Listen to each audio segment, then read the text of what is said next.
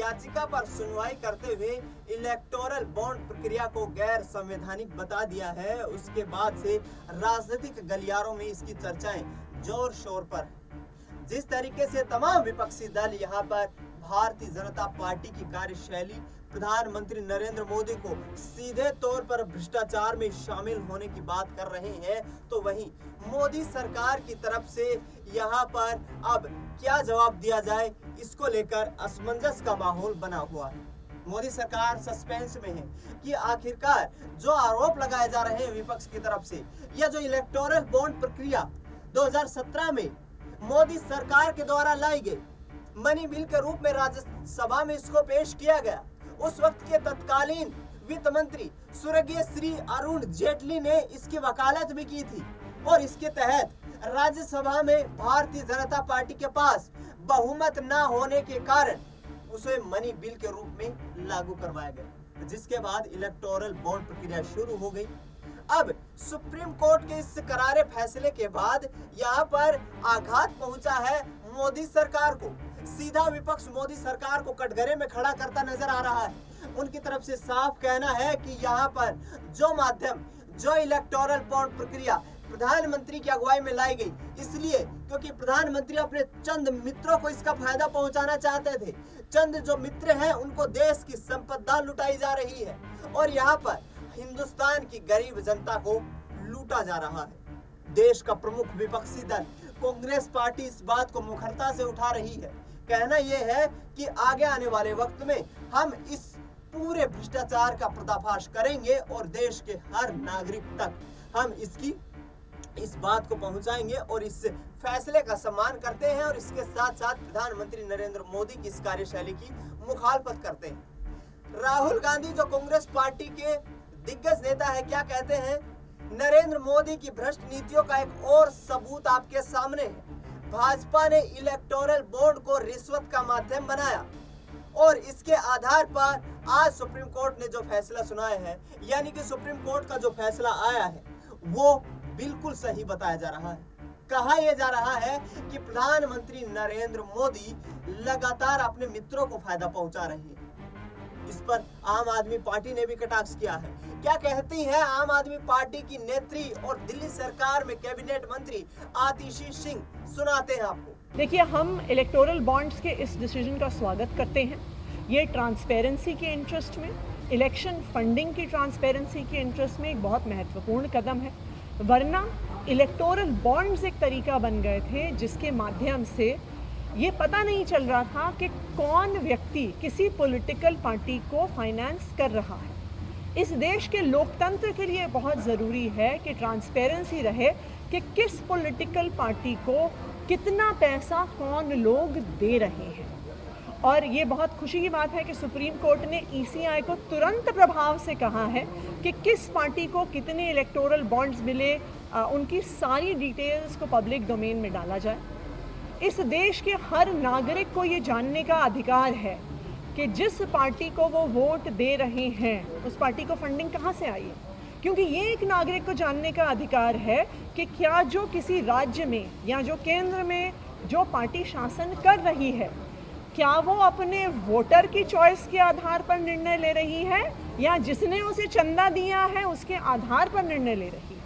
इसलिए ये लोकतंत्र के लिए बहुत ही महत्वपूर्ण कदम है और हम इसका स्वागत करते हैं कि इलेक्टोरल बॉन्ड्स को तुरंत प्रभाव से अवैध घोषित कर दिया गया है। लेकर एक जुड़ा सा तो सुना आपने, यहाँ पर आतिशी सिंह आरोप लगा रही हैं कि सुप्रीम कोर्ट के फैसले का स्वागत है और भारतीय जनता पार्टी पीएम मोदी का एक काला सच देश के सामने आ गया है।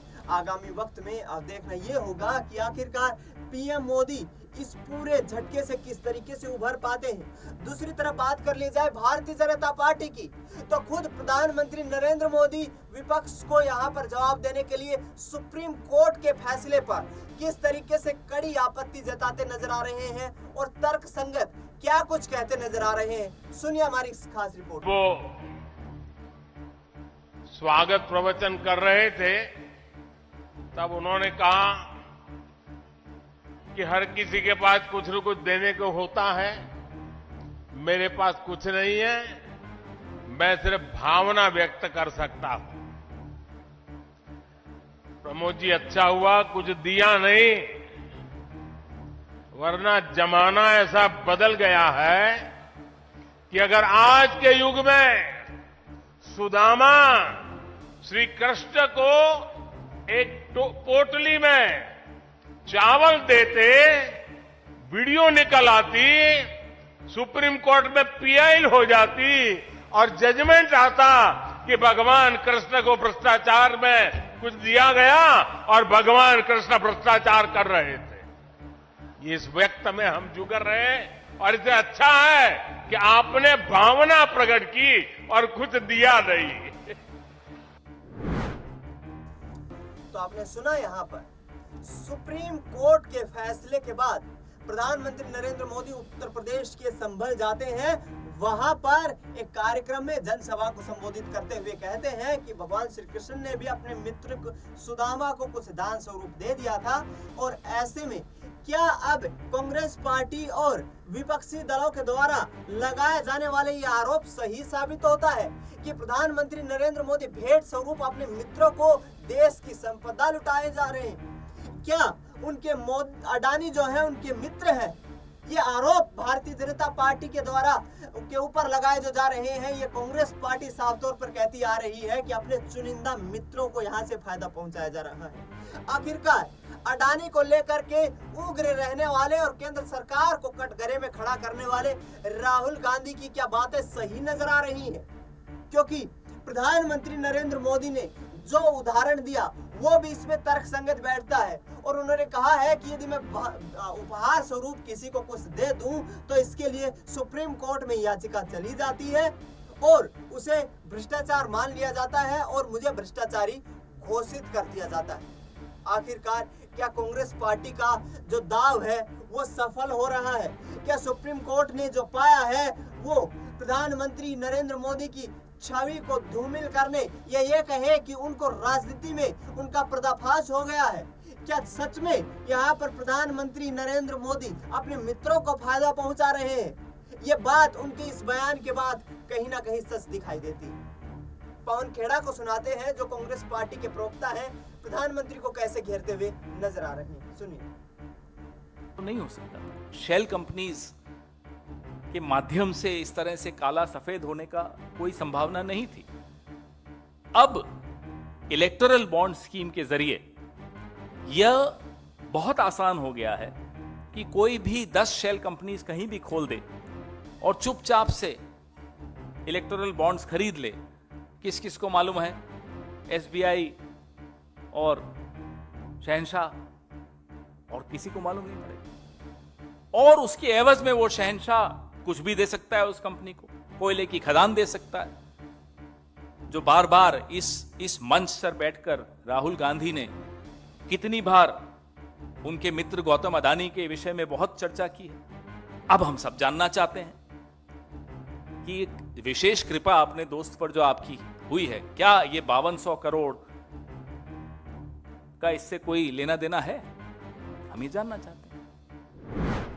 तो आपने सुना यहाँ पर पवन खेड़ा ये कहते नजर आ रहे हैं कि चंद मित्रों के द्वारा मिले हुए चंदे से यहाँ पर भारतीय जनता पार्टी के आलीशान भवन बन चुके हैं, आलीशान दफ्तर बन चुके हैं। और यहाँ 2024 के लोकसभा चुनाव में हम देश के आम लोगों तक इस बात को पहुंचाएंगे।